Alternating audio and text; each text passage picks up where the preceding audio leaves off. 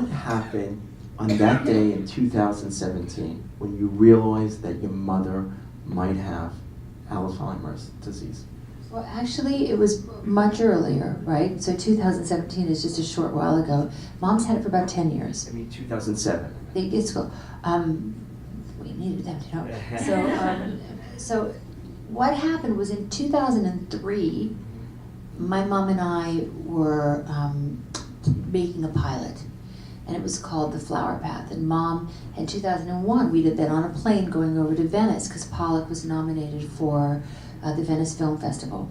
So Mom came with me, and on that flight, she was sitting in this big first class chair, and she said, "Marcia, I've been thinking, I want to do a flower show." And she waited for me to tell her it was stupid. You know, why would anyone want to see you in a flower show, Mom? But I thought it was great. And she said, maybe your friends, we could go to their gardens, and I could talk about their gardens, and then at the end of the show, we'd do it like for HGTV, then I would make a flower arrangement. And I thought, that's brilliant. So then we discussed my friends. Would Bette Midler be okay with it? I'm like, of course she'd be okay with it. I did some charity work for Bette, she's in. So then she said, would Ellen Burstyn, and Ellen Burstyn is my mentor, and she had done this beautiful Midsummer Night's Dream in her garden in Nyack, and I was like, she's in. Cameron Manheim, everyone Mom mentioned. I was like, Mom, they love you, they're good friends of mine, we're all in. So we percolated that little idea in 2001. By 2003, I'd written a pilot with her. My ex-husband, we were up in the Catskills in this beautiful 300-acre property on a lake, and Mom would be in like the canoe. We would film it all. She'd be in the canoe going down to look at the driftwood to see a piece that she might use in an arrangement, and she'd float up to the beaver dam and she'd hear a beaver fart. I mean, it was like, it's fantastic stuff, you know? The footage was amazing. The farting beavers, you had nothing like that. National Geographic was jealous. So we did all of this, and I'm a potter, so I would do pottery, and then we would put it in the kiln, and it'd be our vase, et cetera, et cetera. And then a couple weeks later, Mom went back to Texas, and my brother got this terrible phone call that his children had died in the fire.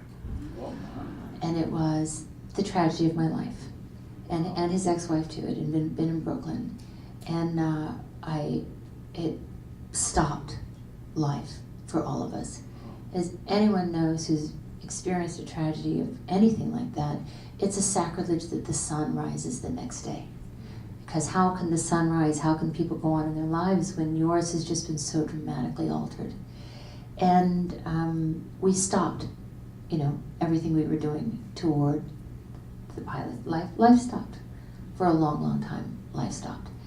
And so we didn't, and then lots of things happened, and life got in the way. And then I picked it back up a couple years ago because I know what I was going to say. At that time, my mother would say, I'm worried about my memory, Marcia. I'm just worried about my memory.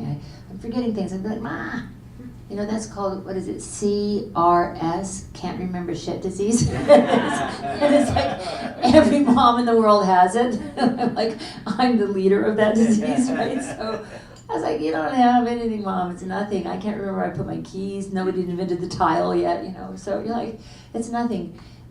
By 2005, she was forgetting where she put her passport, and she was kind of really frantic about it. By 2007, it was clear to me that she had it. There were just events when we would be traveling together, and you would tell her something, and 2 minutes later she would remember. So to answer your question, what was it like? It's like tragedy upon tragedy upon tragedy. It just compounds and compounds and compounds. Alzheimer's is so unlike any other disease because, God forbid you have cancer, but you still have a voice with cancer. You have a voice to fight it. You have a voice to join your community. You have a voice in many ways. With Alzheimer's, you don't have your voice anymore. Other people have your voice. And so the vision is like looking down a long tunnel, and there's no light at the other end. And so for me, ultimately writing the book was a way to at least shine some light, to give myself, to repurpose pain into something positive.